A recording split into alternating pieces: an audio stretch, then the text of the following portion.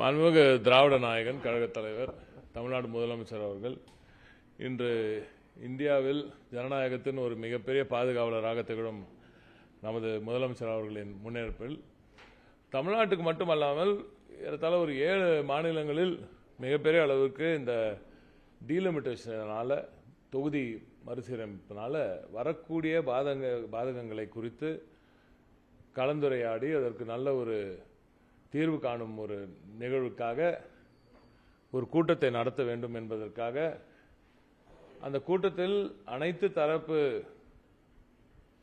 கட்சியினரும் அனைத்து மாநிலங்களிலிருந்து அவர்கள் வர வேண்டும் என்ற நோக்கத்துடன் அவர்களுக்கு நேரடியாக சென்று அவர்களை அழைக்க வேண்டும் என்ற நோக்கத்துடன் மாண்புமிகு முதலமைச்சர் அவர்கள் மாண்புமிகு பாராளுமன்ற உறுப்பினர் அருமையண்ணன் தயாநிதி மாறன் அவர்களையும் என்னையும் ஒடிசாவுக்கு அனுப்பி வைத்து அங்கே முன்னாள் முதலமைச்சர் மாண்புமிகு திரு நவீன் பட்நாயக் அவர்களையும் அதேபோல காங்கிரஸ் இயக்கத்தின் ஒரிசா மாநில தலைவர் திரு பக்திச்சரண் தாஸ் அவர்களையும் அதேபோல நமது பிஜேபி இயக்கத்தை சார்ந்த திரு சமல் அவர்களையும் அழைக்க வேண்டும் என்று உத்தரவிட்டு எங்களை அங்கே அனுப்பி வைத்தார்.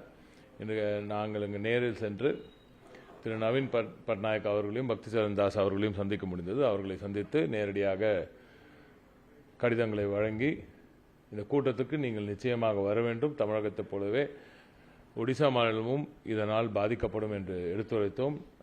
அதற்கு திரு நவீன் பட்நாயக் அவர்களும் சரி பக்திச்சரண் தாஸ் அவர்களும் சரி நிச்சயமாக இது மிக முக்கியமான ஒரு முன்னெடுப்பு. மாண்புமிகு முதலமைச்சர் அவர்களுக்கு எங்களது நன்றியை தெரிவித்துக் கொள்கிறோம். இப்படி ஒரு நல்ல ஒரு முன்னெடுப்பை கையில் எடுத்ததற்காக எங்களது நன்றியை தெரிவித்துக் கொள்கிறோம். நிச்சயமாக இந்த கூட்டத்துக்கு நேரில் வருவதற்கான அனைத்து சாத்தியக்கூறுகளையும் ஆய்வு செய்வோம், நிச்சயமாக வருவோம் என்று அவர்கள் எல்லோரும் கூறியிருக்கிறார்கள்.